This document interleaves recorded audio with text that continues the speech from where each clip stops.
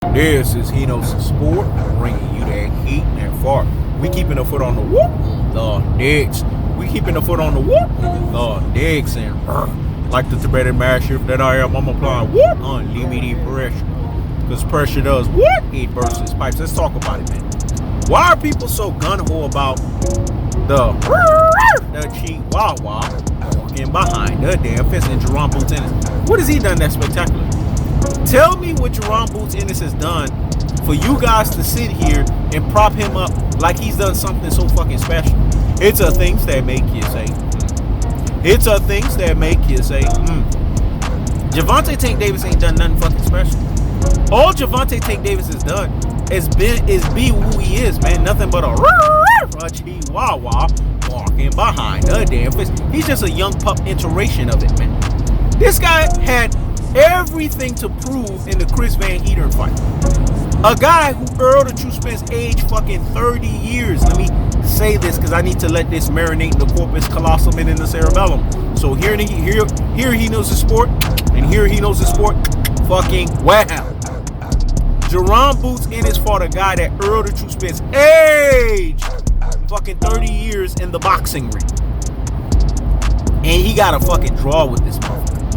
I done told you, man, when guys get headbutt, it's two reasons that cause them to get headbutt. Only boxing casuals don't know this. It's either the motherfucker got bad footwork, so they position themselves in a line of fire to get fucking headbutts. Andre Berto's a perfect example. Timothy Bradley is another perfect example of guys that have bad footwork that put themselves in a line of fire to get head fucking butts. And then you got Errol the True Spence and Floyd Money Mayweather. Guys that are era-filled fighters. This shit has happened to Andre Ward in the Saki Obika fight. Guys that are era-filled fighters that get headbutts too. Only because guys hate on them because they want to see them lose. So they try to do roughhouse tactics to try to get them off kilter, and hoping in getting them off kilter, they could throw them off their shit. That's how headbutts happen. But Jaron Boots Ennis ain't no fucking Andre Ward. Jaron Boots Ennis ain't no fucking Floyd Mayweather. Jaron Boots Ennis ain't no Errol the True Spence. He's just like Terence Crawford or a Chihuahua walking behind the damn fence. He's just a young pup iteration of that, man. This guy's nothing fucking special. So when you see black community fan bases, especially the LDBC, get behind this motherfucker, it's because they're telling you, man, they're telling you through their love fest for Bud Fraudford, Dud Crawford, and being Bud Man fans, Bud Tards. They're telling you through their love fest of Jaron Boots Ennis that they low-key hate Errol the True Spence. They can't come out and say the shit because I done told you guys about the beta and the alpha relationship, dog. Betas, they want to be fucking alphas, but they hate them because they can't be alphas. Let me say it again. Betas want to be alphas, dog. But they hate alphas because they know they can't be them. And all of these motherfuckers that you see that are Bud Man fans, Bud fucking Tards, Dud Crawford fanboys, Bud man boy fan crushers, dog. All of these motherfuckers are what we would call pure fucking beta supremes. All these guys that are on Jaron Boots Ennis, boot fucking lickers, man. That's what the fuck I call them. Remember, he knows the sport. That's bringing you that what? That heat and that fart. And keeping the foot on the what? The dicks. And keeping the foot on the what?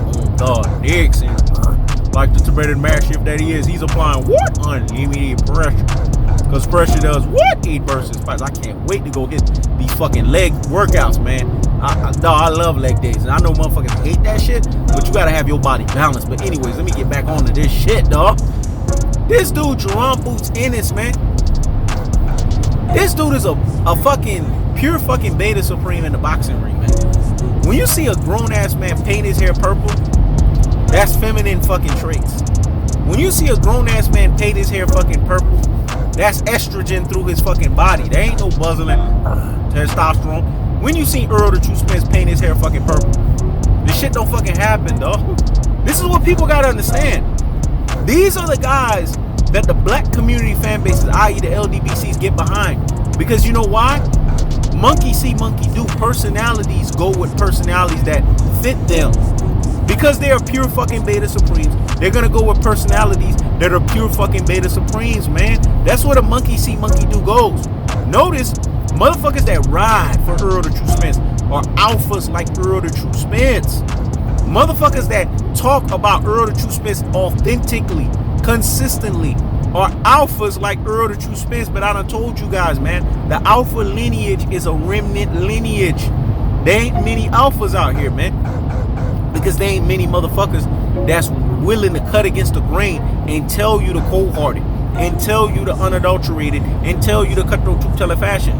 Do you guys know how many motherfuckers behind the scenes have approached Enos' sport? See, I don't kiss and fucking tell, and I can't tell you the motherfuckers that approach me.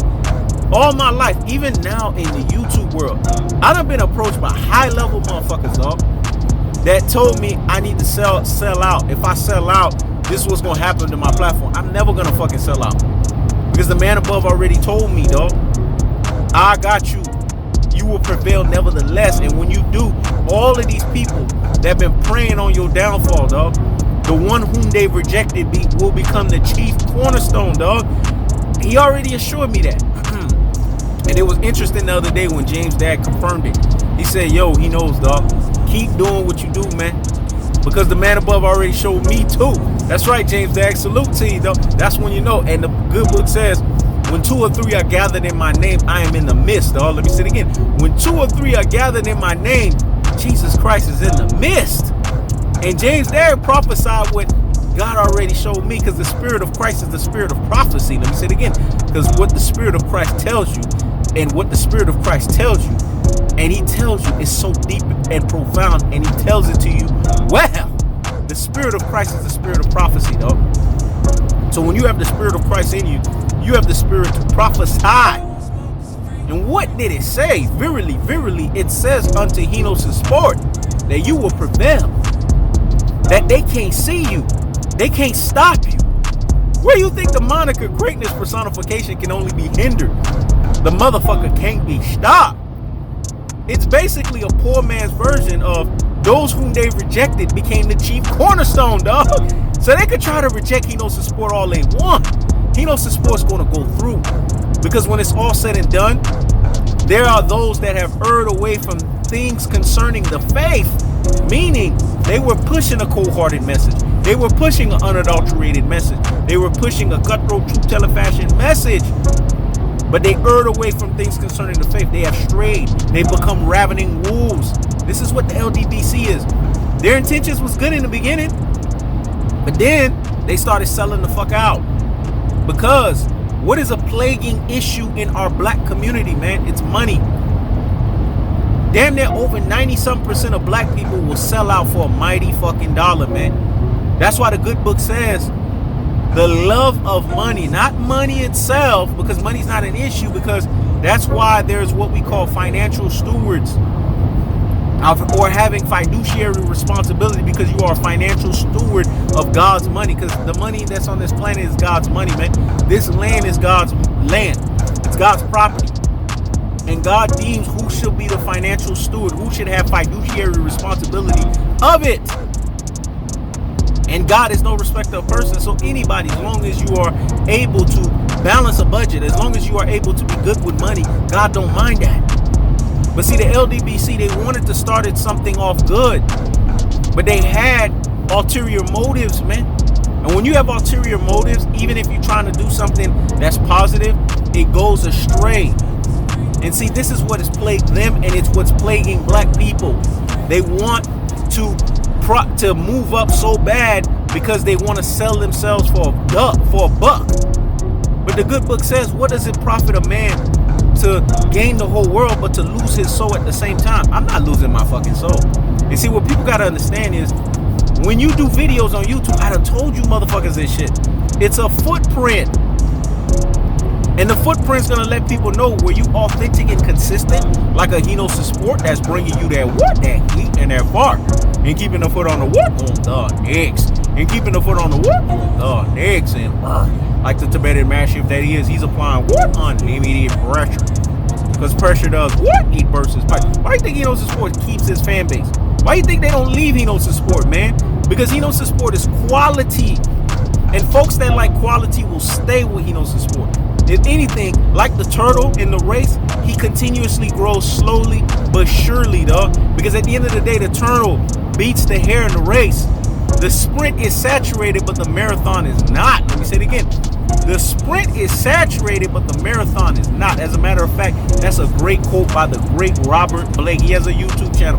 Check that brother out. He's always dropping gems and jewels, man, on how to build your YouTube platforms up and how to be better and basically emanate positivity upon you, man. Learn so much from that brother, man. But what you guys got to understand in this most cold-hearted, unadulterated, and cutthroat true teller fashion, which is as simple as this, man. When we sit here and look at bootlickers, because we tying it, we're contextualizing it back to subject matter topic here, they are no different than motherfuckers that root for real recognizes real. Because when it's all said and done, you got a whole bunch of jabronis, man. You got a whole bunch of Rudy fucking poos. You got a whole bunch of classic fucking dotes,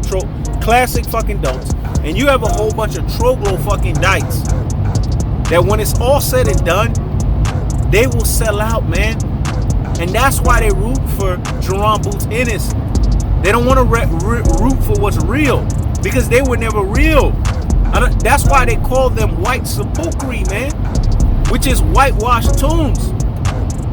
But inwardly, they are filled with dead men's bones, meaning they give you a similitude as if they are sheep, but really in the clothing they are ravening wolves. This means that outwardly they look beautiful, but inwardly they are nothing but stink.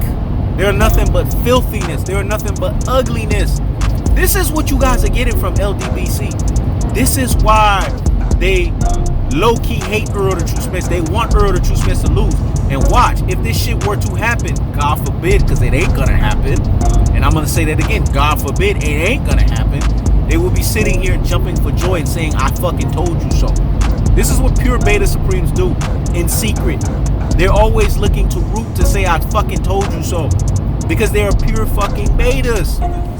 Pure betas are what they are, pure fucking betas. Because they ain't fucking alphas, man.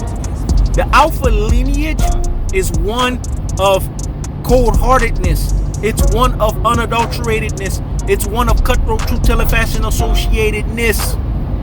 And that's what Errol the True Spence is. That's why they call him the truth.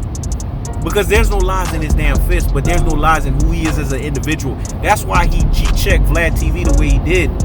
Because when you look at all of these pure fucking beta supremes that went on Vlad TV, they sold out for the mighty buck, man. And if you notice, it's because of these black people that want that dollar. Vlad TV is willing to give them a check, so they go and sell out.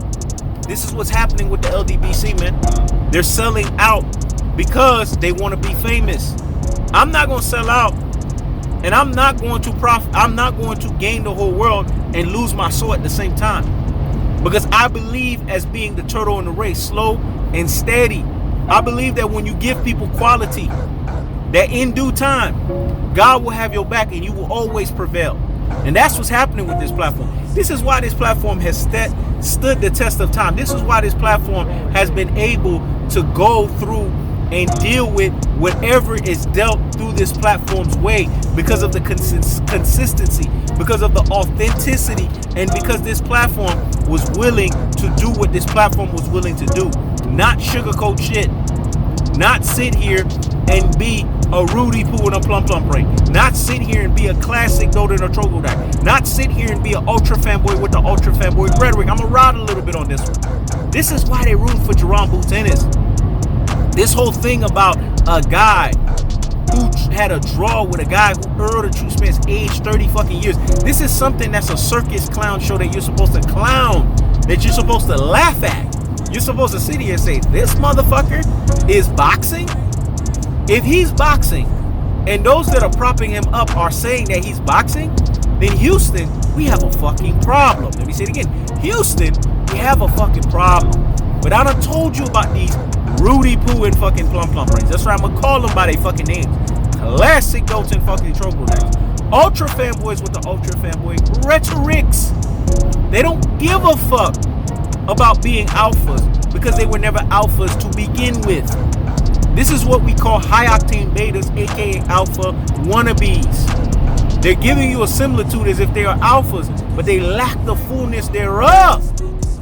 Because to be an alpha, you gotta be a fucking alpha. You can't pretend to be an alpha. Because it's called greatness personification, not greatness mimication. You can't mimic greatness, dog. You either are greatness or you fucking not. That's what the lineage of being an alpha is all about. Greatness personification can only be hindered. The motherfucker can't be stopped. But greatness mimication, there's nothing about it that needs to be hindered, because it's already hindered in the fact that it mimics greatness. Woo, woo, woo. Y'all need to get the notepads out and get to the damn scribbling, because when he knows the sport is dropping these are fucking bars. When it's all said and done, that's what this whole Jaron Ennis bootlickers culture is all about, man. It's all about showcasing to you guys the delineation, the distinction, the gulf and the separation of pure fucking beta supremes that have regurgitated from the Chihuahua barking behind the damn fence in Terence Crawford to now the young iteration of the Chihuahua walking behind the damn fence in bootlicking ass Jaron fucking Ennis. Just tell me what this guy's done for us to sit here and to coronate this guy as if he's done something. Who does it remind you of? The originator of the Chihuahua walking behind the damn fence. That's the cold-hearted. That's the unadulterated. That's the cutthroat true teller fashion.